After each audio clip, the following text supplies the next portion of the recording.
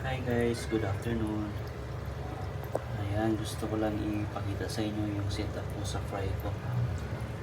Gusto ko lang sagutin yung tanong ni Dindin Aquatics kung paano magparami. You know? Ayan, importante din yun, no? Kung paano natin padamihin yung fry. Paano natin buhayin. Paano natin ma-maintain sila. Actually, sa mga maliit na pwesto kagaya ko, ito lang yung isang tips ko din, no, sa mga maliit lang yung pwesto sa kanilang pag-alaga. Kailangan lang natin dito yung lagayan na hindi naman masyadong maliit, yung ano, yung katamtaman lang, no. Ang isa sa i-consider natin doon yung paano mapanatelihing malinis yung tubig, no? Kasi yan ang importante sa mga techniques ko, no? Para maging malinis yung tubig, naglalagay talaga ako ng mga pebbles, no? Lava rock, no? Yan, white stones. Kasi kung hindi natin lalagyan ng mga pebbles, madudumi yung tubig kahit may ano ka, kahit may filter ka, no? Kasi yun nga, yung mga dumi nila, kakainin nila yan eh. Kumbaga, makalat yan, no? So, yan ang nakakakos ng nalulusaw ang tubig. At isa sa mga technique din, no? Kung nag-alaga tayo ng fry, ay dapat yung water level, no? Dapat kung fry, mababaw lang ang tubig.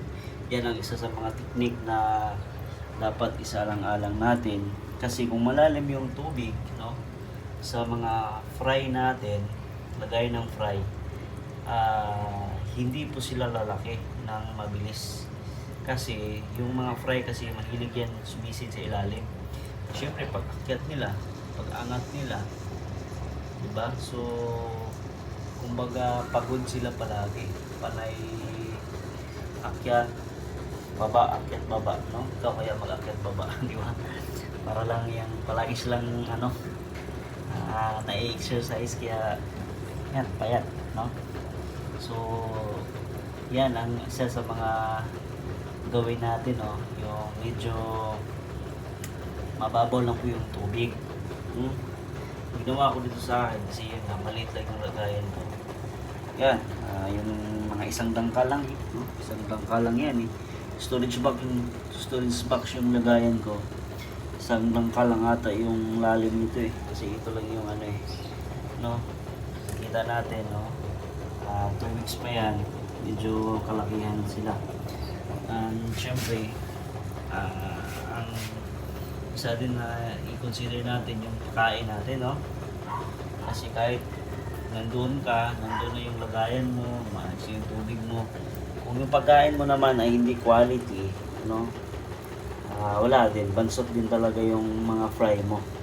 So, isa sa mga nakita ko na magandang pagkain, yung isa sa BBS talaga, maganda yung BBS, no? BBS decapsulated. Actually, BBS, kaya nga itong part na ito, hindi ko siya nilagyan ng pebbles kasi dyan ako nagpapakain, no? Yan sila kakain. Kasi yan yung part lang nila na ano sila, dyan sila kakain, same as this, no?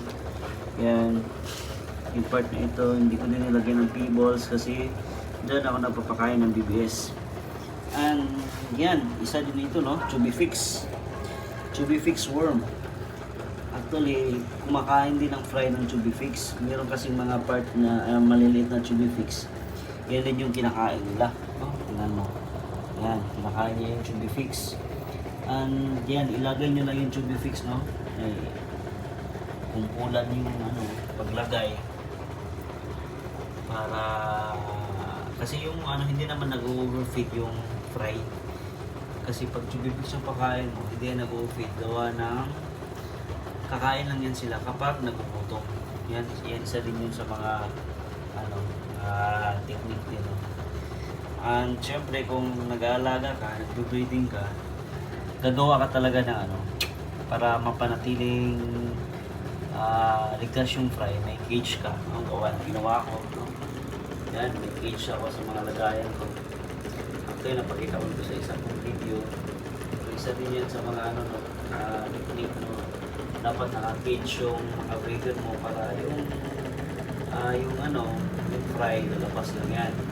At syempre, tsaka moist yun. Yan, yun lang, no? Sana nakatulong ito sa iyo, idol din Aquatics, no? Sa mga hindi pa po naka-follow sa akin, no? Please follow. God bless.